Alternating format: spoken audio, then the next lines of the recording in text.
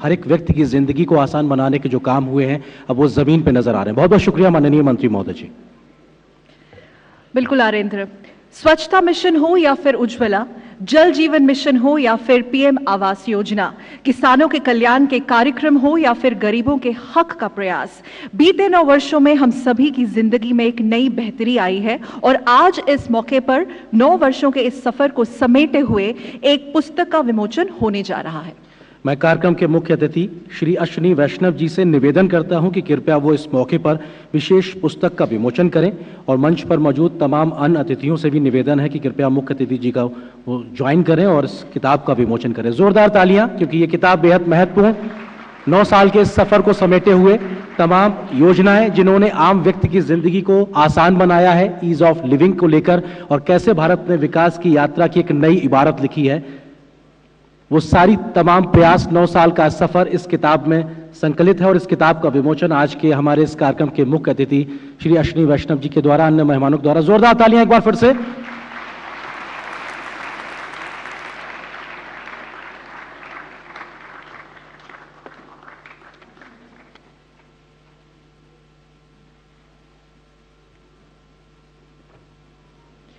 Thank you very much sir. और अब वो समय आ गया है जिसका हम सभी को था इंतजार, आज के इस नेशनल कॉन्क्लेव के मुख्य अतिथि श्री अश्विनी वैष्णव जी को सुनने का। तो मैं बहुत ही आदर से आमंत्रित करना चाहती हूं अश्विनी वैष्णव जी को, आप हम सभी को इस मौके पर संबोधित करें sir.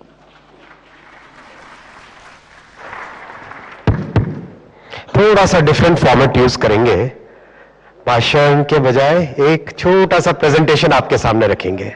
Ready? Ready to roll? चलो गुड। पीछे काफी नौजवान बैठे हैं। मैं आप सबको थोड़ा सा टाइम मशीन में 10 साल पीछे ले जाना चाहूंगा। याद करो, हिंदुस्तान में कोई भी बात होती थी 10 साल पहले, उसके साथ एक शब्द जुड़ जाता था, स्कैम। कुछ भी हो, कॉमनवेल्थ हो, स्पेक्ट्रम का ऑक्शन हो, कुछ भी चीज हो, उसके साथ एक ऐसी व्यवस्था बन गई थी जिसमें देश में, दुनिया में लोगों को अपना सर नीचा करके चलना पड़ता था, शर्म के मारे झुकना पड़ता था। जो इकोनॉमी देश को अटल जी ने 2004 में दी, उस इकोनॉमी को एकदम जर्जर करके रख दिया था 2014 तक।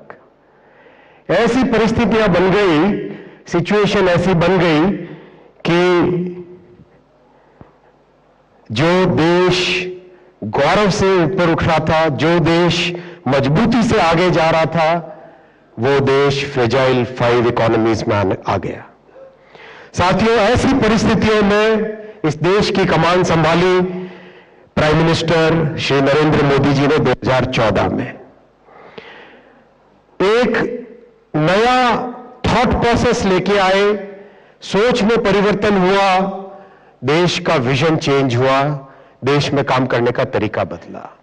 जो 60 वर्षों तक देश में गरीबों को केवल एक वोट बैंक की तरह माना जाता था, गरीबी हटाओ के नारे दिए जाते थे, कई सारे स्कीम्स बनाए जाते थे, कुछ तो ऐसी स्कीमें थी IRDP जिसमें लोग बोलते थे कि इतना रुपया तो डुबोना पड़ेगा। ऐसी परिस्थितियां थी, उन सब में परिवर्तन लाया गया। गरीबों का एम्पावरमेंट, गरीबों को लाइफ में, गरीबों की लाइफ में एक ट्रांसफॉर्मेटिव चेंज, एक क्वालिटेटिव चेंज, एक परमानेंट चेंज, इस तरह के प्रोग्राम लाए, इस तरह के कार्यक्रम और उन सबकी डिलीवरी, ग्रास रूट्स पे उनकी डिलीवरी, ये बहुत बड़ा चेंज आया थॉट प्रोसेस में, ये बहुत बड़ा चेंज आया डिलीवरी में। बड़ी से बड़ी आपदा भी आई, उसके ऊपर मोदी जी ने एक फिलॉसफी से काम किया, पाई पाई से गरीब की भलाई, पाई पाई से गरीब की भलाई। एक एक विषय पे, एक एक पॉइंट पे सबसे पहले ध्यान रखा गरीबों का। मैं आपके सामने कई एग्जाम्पल्स रखूंगा। वैक्सीनेशन की बात है, आप याद करो, जब चाइना से वायरस की न्यूज आने लगी सबसे पहला काम किया मोदी जी ने, टास्क फोर्स बनाई कि देखो पुरानी जितनी भी वैक्सीन थी, बीसीजी की हो या कोई भी हो, 40-40, 50-50 साल लग जाते थे हिंदुस्तान में आते आते। वैसी परिस्थितियां इस बार नहीं बननी चाहिए। वैक्सीन लोगों को मिलेगी और वो भी हिंदुस्तान में बनी हुई स्वदेशी वैक्सीन मिलेगी।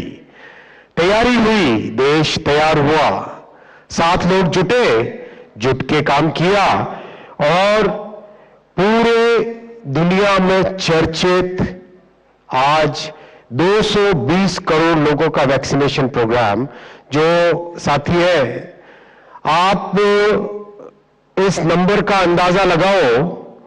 220 करोड़ का मतलब यूएस की पॉपुलेशन, यूरोप की पॉपुलेशन, जापान की पॉपुलेशन, इन तीनों को ऐड कर दो, उसके बाद में 2 से मल्टीप्लाई करो, उसको डबल करो, तब जाके ये नंबर आता है।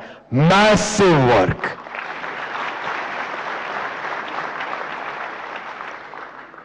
किसी भी पॉइंट पे आप देखो, गरीबों की जिंदगी में जो एक ट्रांसफॉर्मेटिव चेंज आता है, सबसे पहले आता है अपने घर से।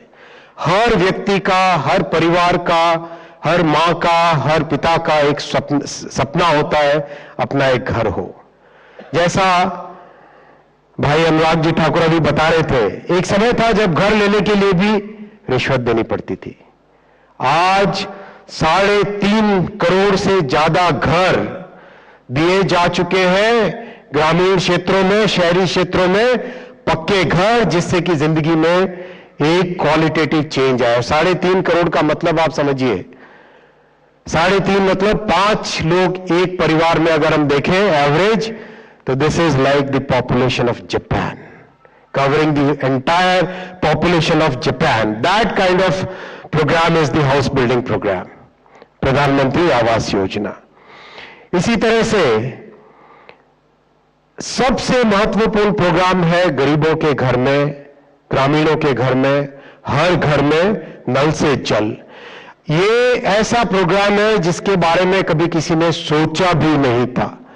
भागीरथी प्रोग्राम जिसको हम कहते हैं, ऐसा प्रयास जिसके बारे में लोग अगर जब भी कभी बात करते थे कि यार ये ट्राई मत करो, ये सबसे मुश्किल काम है, मोदी जी है तो मुमकिन है, मोदी जी है तो मुमकिन है। लिया उन्होंने हाथ में अपना काम ये, और इस काम को जिस तरीके से अंजाम दिया, 12 करोड़ घरों तक नल से जल पहुंच चुका है। एक घर में 5 की एवरेज अगर हम ले, 60 करोड़, 60 करोड़ का मतलब यूरोप की पॉपुलेशन है करीब 47 करोड़, 50 करोड़। पूरे के पूरे यूरोप को, उसके बराबर की जनसंख्या को हर घर नल से जल पहुंचाया जा चुका है 9 वर्षों में। यह होता है क्वालिटेटिव चेंज, यह होता है रियल चेंज। आप सब जानते हैं गांवों में, मैं तो एक छोटे से गांव में पैदा हुआ था। आप में से कितने लोग गांव में पैदा हुए, देखिए जरा। याद, जो लोग मेरी उम्र के होंगे 50+, वो लोग जानते होंगे कैसे धुएं में, किसने देखा है धुएं, चूल्हा। अरे बाप रे, काफी लोग हैं, देखा है ना कितना डिफिकल्ट होता था। धुआं, जोर से ऐसे फूंकते रहो, आग जलेगी चूल्हे में, राइट? कितना मुश्किल होता था। सोचो, वो संवेदना, वो एक भावना, वो एक एम्पैथी, वो एक इंक्लूसिवनेस, वो एक ऐसा डेवलपमेंट, ऐसी ग्रोथ, जिस ग्रोथ में एक मां के आंखों में जो जलन होती थी, जो आंसू होते थे, उन आंसू को मोदी जी ने पहुंचा उज्ज्वला के माध्यम से, और 9.5 करोड़ गैस सिलेंडर कनेक्शन अब तक दिए जा चुके हैं।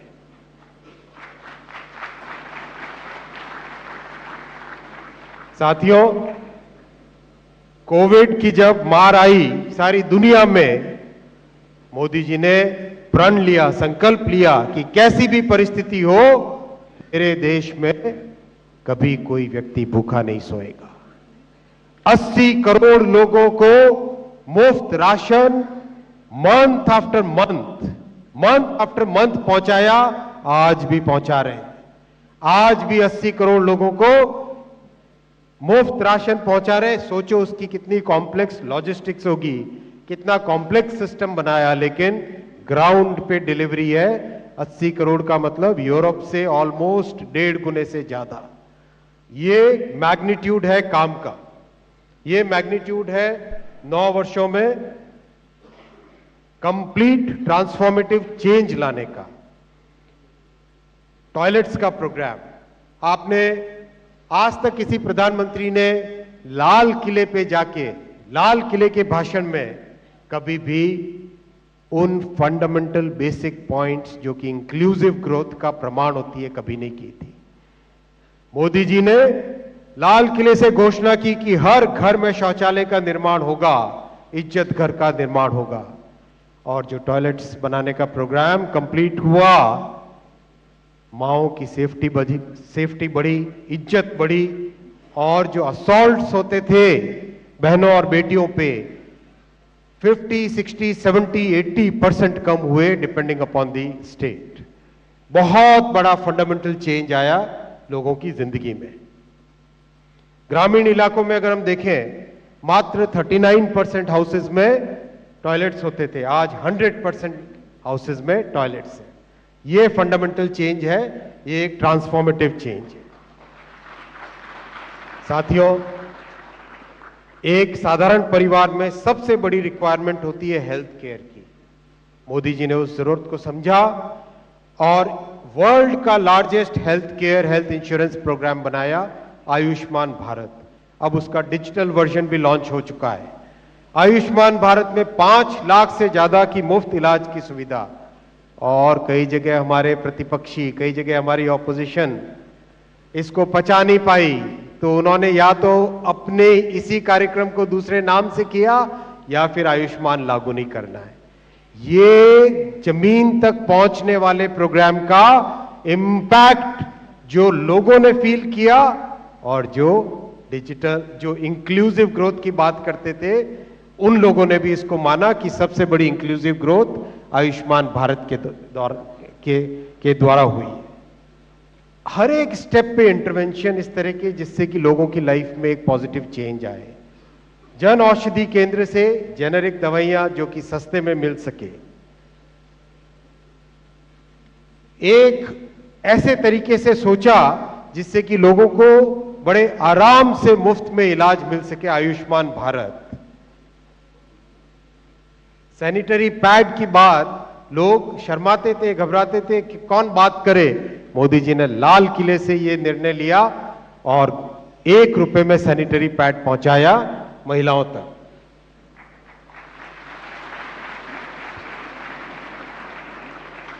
मैं साथियों बात करूंगा किसानों की। जब रशिया यूक्रेन का कॉन्फ्लिक्ट स्टार्ट हुआ, दुनिया की जियोपॉलिटिकल सिचुएशन में चेंज आया, एकदम फर्टिलाइजर की कॉस्ट बढ़ गई थी। फर्टिलाइजर की कॉस्ट एकदम बढ़ गई थी।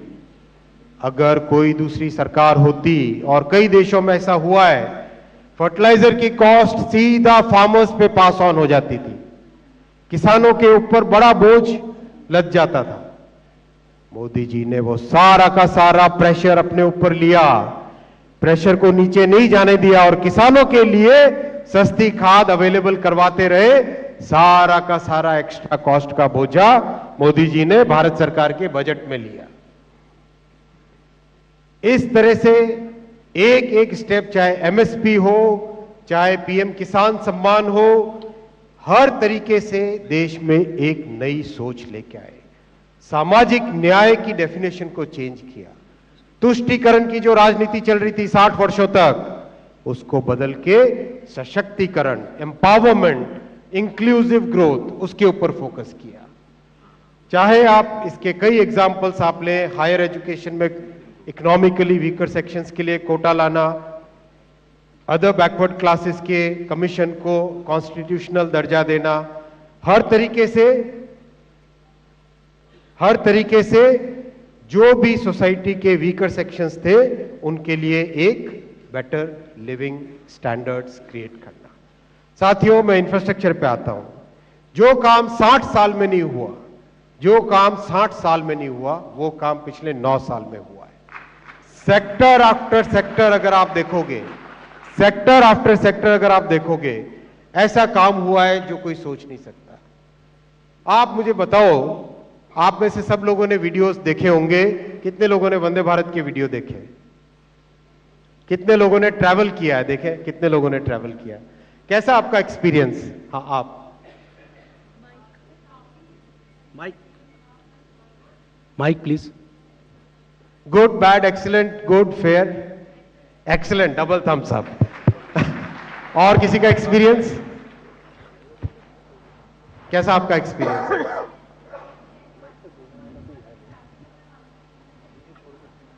एक्सीलेंट, गुड, एक्सीलेंट, इनका भी एक्सीलेंट। ऐसा एक्सपीरियंस, चलो इनके लिए जोर से ताली बजाओ यार। ऐसा एक्सपीरियंस क्या इस देश में, इतने टैलेंटेड देश में 2014 से पहले एक वर्ल्ड क्लास ट्रेन नहीं बनाई जा सकती थी? बड़े आराम से बनाई जा सकती थी ना? बनाई जा सकती थी कि नहीं? बनाई जा सकती थी कि नहीं? बनाई जा सकती थी, लेकिन थॉट प्रोसेस नहीं था, माइंडसेट नहीं था। माइंड तो है इस देश में, माइंडसेट चेंज किया मोदी जी ने। हम भी बना सकते हैं एक से एक कॉम्प्लेक्स टेक्नोलॉजी को स्वदेशी माध्यम से, अपने टैलेंट से, अपने इंजीनियर्स के ब्रेन से we can develop something which is world class. 2014 से पहले ये सोच नहीं थी।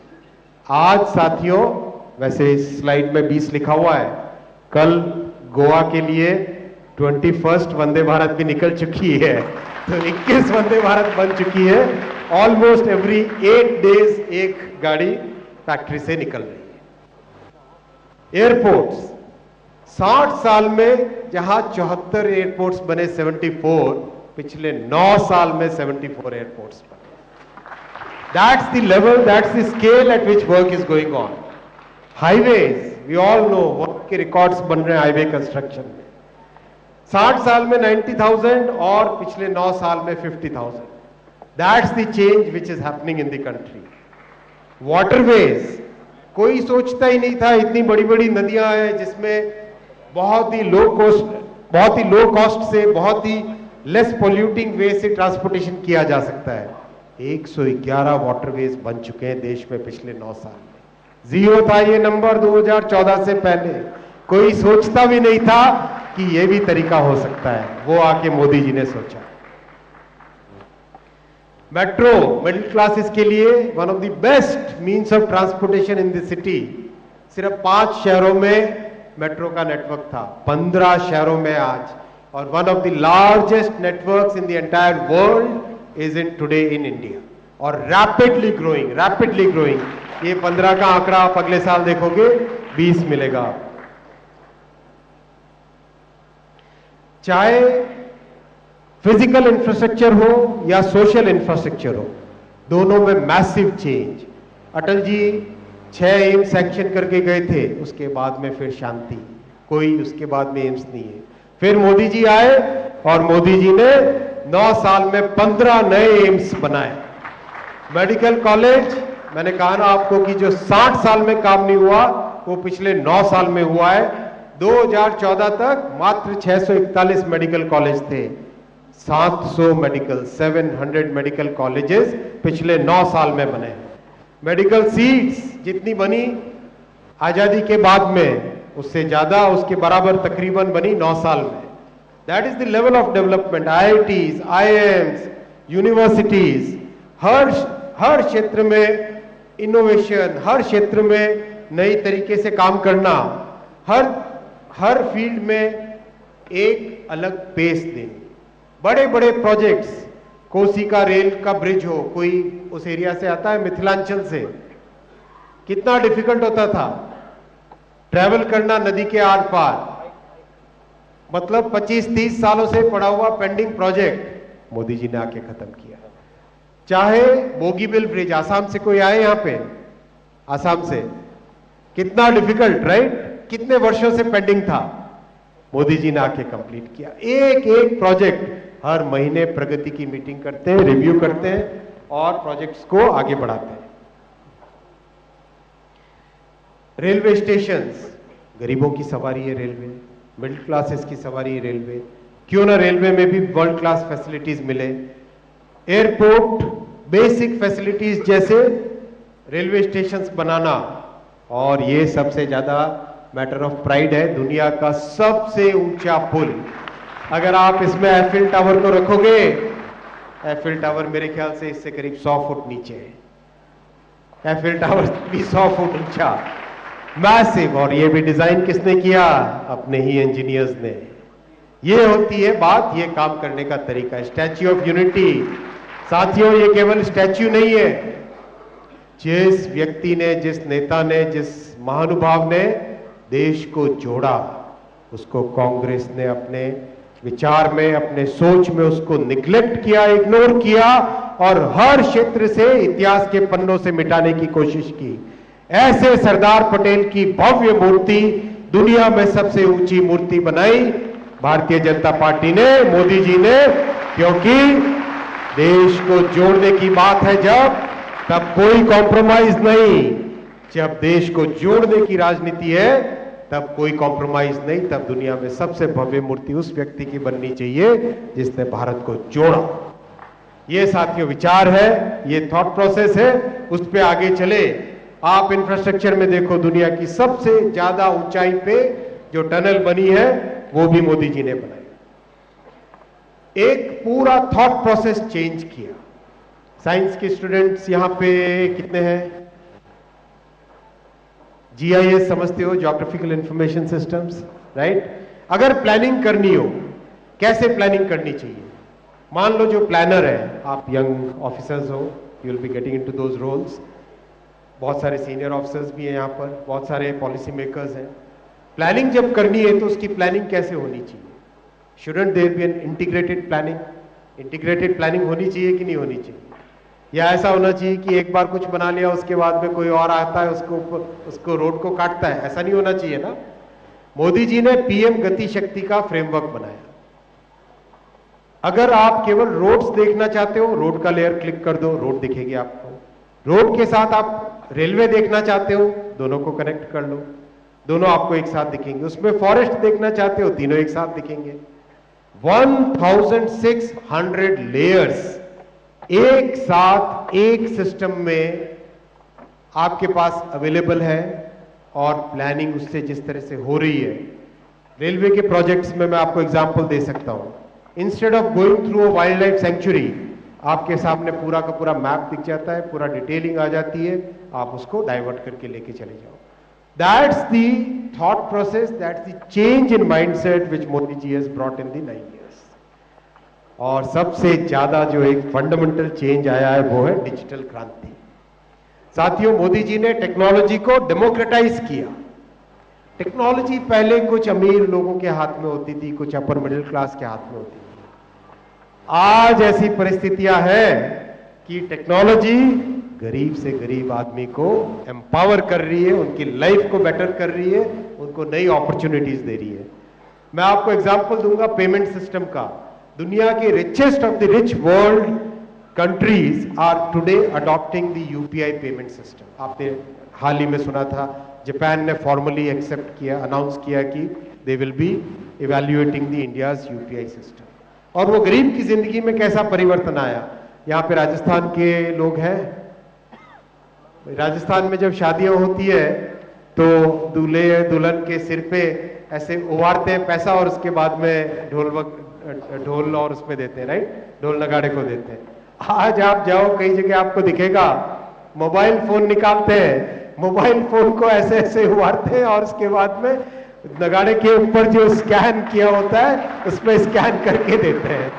ये चेंज है, ये एक फंडामेंटल चेंज है जो कि ग्रास रूट्स तक चेंज आया। ऐसा चेंज कभी कोई सोचता नहीं था। साथियों, मैं इकोनॉमी पे आप देखो 2004 में हिंदुस्तान का दुनिया की इकोनॉमिक लीग में नंबर जब देखते थे 11th 10th इस तरह का नंबर आता था। श्रद्धेय अटल जी वहां पे छोड़ के गए थे 2004 में। 10 साल, कई बार लोग बोलते हैं पीएचडी, लेकिन 10 साल के बाद में 2014 तक वही 10वीं रैंक पे पड़े रहे। एक स्ट्रांग इकोनॉमी कन्वर्ट हुई फ्रेजाइल 5 में। मोदी जी ने 2014 में जिम्मेदारी संभाली और जिस प्रॉपर एक कॉम्प्रिहेंसिव वे में इकोनॉमी को मैनेज किया, आज जो हमारे ऊपर राज करते थे उनसे आगे निकल के हिंदुस्तान 10वें से 5वें स्थान पे पहुंचा है। और 2 साल के अंदर अंदर India will be the 4th largest economy in the world. 6 साल के अंदर अंदर India will be the 3rd largest economy in the world. ये पेस, ये प्रोग्रेस, ये ग्रोथ तभी पॉसिबल है जब नीयत अच्छी हो, नीति अच्छी हो, काम करने का जज्बा हो, कॉन्फिडेंस हो। अभी हाल ही में टिम कुक इंडिया आए थे, मैंने उन्हें पूछा कि आपने क्या चेंज देखा इंडिया में। उन्होंने कहा जो कॉन्फिडेंस है आज इंडिया में, जो कैन डू एटीट्यूड है, डिफिकल्ट से डिफिकल्ट चैलेंज को हम ले सकते हैं और कर सकते हैं। ये नौजवान साथी बैठे हैं सब, आपका फ्यूचर बन रहा है आज के हिंदुस्तान में। आपके लिए भविष्य ऐसा निर्माण हो रहा है कि आप 2047 तक एक डेवलप्ड कंट्री में रहोगे। जब आप डिसीजंस लोगे तब Hindustan one of the top most economies में से एक होगा। सबकी लाइफ में चेंज आ चुका होगा, आपकी जिंदगी में एक ऐसा परिवर्तन आ चुका होगा जो कि फंडामेंटल चेंज है साथियों। लेकिन अपने रूट्स को नहीं भूलना है, हमें अपने कल्चर और अपनी विरासत को भी नहीं भूलना है। मोदी जी ने हमेशा ये कहा, विरासत भी विकास भी। हमारे कल्चर के जितने सिंबल्स हैं, हमारे कल्चर के जितने बड़े सेंटर्स हैं, उन सबको रेनोवेट किया, रिजुविनेट किया, रीबिल्ड किया। साथ ही साथ जो हमारी फिलॉसफी है, उस फिलॉसफी में पूरे दुनिया को एक परिवार माना गया है। साथियों, G20 में जब मोदी जी ने one earth, one family, one future का लोगो दिया, सारी दुनिया हिंदुस्तान की संस्कृति को एक नई नजर से देखने लगी। ये सोच होती है जिसमें हमारे कल्चर, हमारी हेरिटेज, हमारी थॉट प्रोसेस को दुनिया के सामने एक अलग तरीके से रखा। यहां नॉर्थ ईस्ट से कितने साथी आए? नॉर्थ ईस्ट से आए? आप मुझे बताओ 2014 से पहले नॉर्थ ईस्ट में पहुंचना कितना मुश्किल होता था, अब कितना डिफिकल्ट होता था, राइट? अब ऐसी परिस्थितियां हैं, पिछले 9 साल में अकेले रेलवे का 1618 किलोमीटर्स का नेटवर्क बना है और उसमें से 122 किलोमीटर की टनल्स है। इतनी कॉम्प्लेक्स जियोलॉजी, उसमें भी इतना मैसिव वर्क।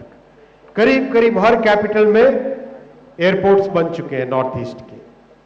साथियों, साथ ही साथ एनवायरनमेंट का भी फोकस, सारी दुनिया को चिंता होती थी, लेकिन मैं चलो आपके सामने एक क्विज रखता हूं। इंडिया में रिन्यूएबल एनर्जी की पावर जनरेशन की कैपेसिटी कितनी है? अंदाज लगाए देखें। अभी अभी जीएस का एग्जाम देके आए हो, गेस करो। एज परसेंटेज 30, 35, 33, कोई गूगल कर रहा है सब 45 या चैट जीपीटी 42%। 42%। बहुत सारी रिच कंट्रीज भी रिन्यूएबल पावर जनरेशन कैपेसिटी 25% से ज्यादा नहीं सोच पाती है। ऐसा थॉट प्रोसेस मोदी जी ने चेंज किया जिसमें सोलर पावर, सोलर मॉड्यूल्स की मैन्युफैक्चरिंग से लेके सोलर पावर प्लांट्स के इंस्टॉलेशन से लेके स्मार्ट ग्रिड तक का और लाइफस्टाइल में चेंज का पूरी फिलॉसफी चेंज की। साथियों, इन इकोनॉमिक डेवलपमेंट और कल्चरल डेवलपमेंट के साथ ही साथ राष्ट्रीय सुरक्षा सर्वोपरि होती है। किसी भी दुश्मन की आंखें हिंदुस्तान पे बुरी नजर से देख ना पाए। आप याद करो 10 साल पहले, 15 साल पहले ये सिचुएशन होती थी, कोई आके मुंबई में आके ऐसे अटैक कर जाए, दिल्ली के किसी भी कोने में बॉम्ब रख के चला जाए, कश्मीर में लाखों लाखों हत्याएं करते जाए।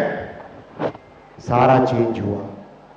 अगर कोई आंख उठा के देखने की हिम्मत करता है, उसको उसी की भाषा में जवाब दिया जाता है।